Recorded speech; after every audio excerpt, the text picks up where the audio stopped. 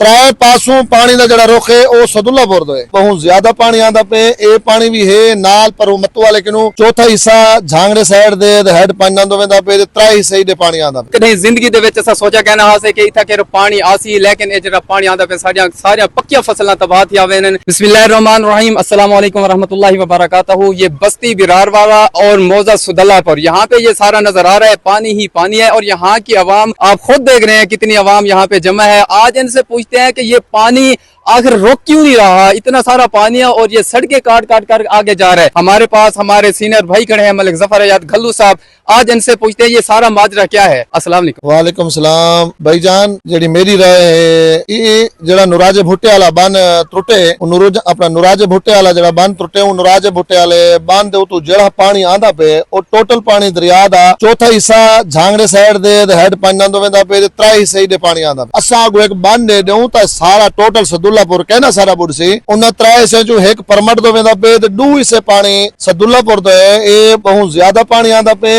ये पानी भी है नाल पर मत्तू वाले किनू उड्डू पानी भी सदुल्लापुर तो रोके, चूकरा दे कंडेर वाला जड़ा मौजा है वो भी जड़ा क्रॉस कर दे, वो भी सदुल्लापुर तो पानी रोके। त्रै पासों पानी का जड़ा रोके वो सदुल्लापुर तो है। लेकिन ये जड़े रोड भन्नी आंदे से असा ते नुकसान करने पे अपना ये रोड असा ना बनो, असा पानी को साको रोकना चाहिए है। लेकिन असा पानी रुकेंदे नहीं पे, असा सिर्फ इहो कुछ करेंदे पे जेड़े सारे भिरा हैं वो इहो कुछ चाहते पे यार सारा नुकसान दा ढेसर दा थी गए, हुण असा ही कुतरोणू अगले दा नुकसान थी वे। भाईजान साकू ए नहीं चाहिए कि असा रोडा तरोणू, असारा हक चाहिए है कि असा अपना मिल जुल दे जेड़े दोस्त से थोड़ा बुढ़ सी सदुल्लापुर। अगर असा रोड तरोड़िए या पानी उतो लंघ दे चला गया तो वल सदुल्लापुर दा ढेसर दा वल मलिकपुर तक पानी वन सकदे। बिल्कुल सही, बिल्कुल तुसे सही आदे पे कि अगर अग्गा बांध असा चार देने पानी दा पिछू जमा थी वैसी, लेकिन इंदा सॉल्यूशन क्या है, इंदा हल क्या है, एक तुसा कोई दसा सकदे वे? इंदा हल ता हुकूमत ने करने, इंतजामिया ने करने, वजीर आजम ने करने, वजीर आला साहबा ने करने। वो जड़ा नुराजे भुट्टे वाला बन है वो दरिया दा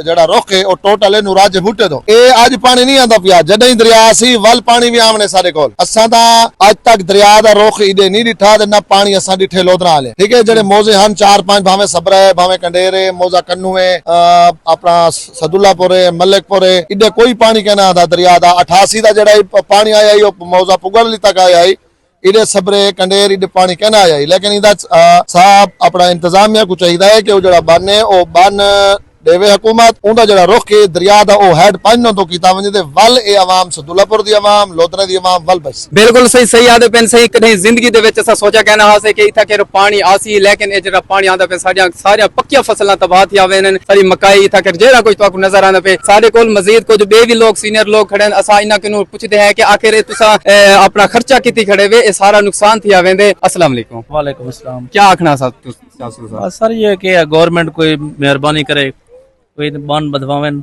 हालात बहुत खराब है। बिल्कुल सही, हालात बहुत खराब है। तुसा क्या आखना चाहते जी बस क्या आख सकते हैं, जेने मोया वलवला कह सकते हैं, जेने है बंदा मोया है यार। बिल्कुल सही, बिल्कुल सही। वो आदे ने जेड़े मोया पे को वाल वाल मारी आने। गुजारिश ये है हुकूमत नाल, जितने भी सारे ए उत्ते बैठे ना अवामी लोग जितने भी बैठे उन्हां नाल गुजारिश ये है कि सारे बारे सोचन, ना गरीबां दे बारे सोचन कि ए जेड़ा पानी पिछू आंदा पे पिछू कंट्रोल करें। लेकिन अगू कंट्रोल नहीं थी सकदा, अगू जितना बांध देसो जेड़ा कोई देसो पानी अग्गा तो वैसी रहे। मेहरबानी बांध को जेड़ा है ना पिछू जेड़ा टुटा खड़े ऊ को जानी के कंट्रोल करें। बहुत बहुत शुक्रिया।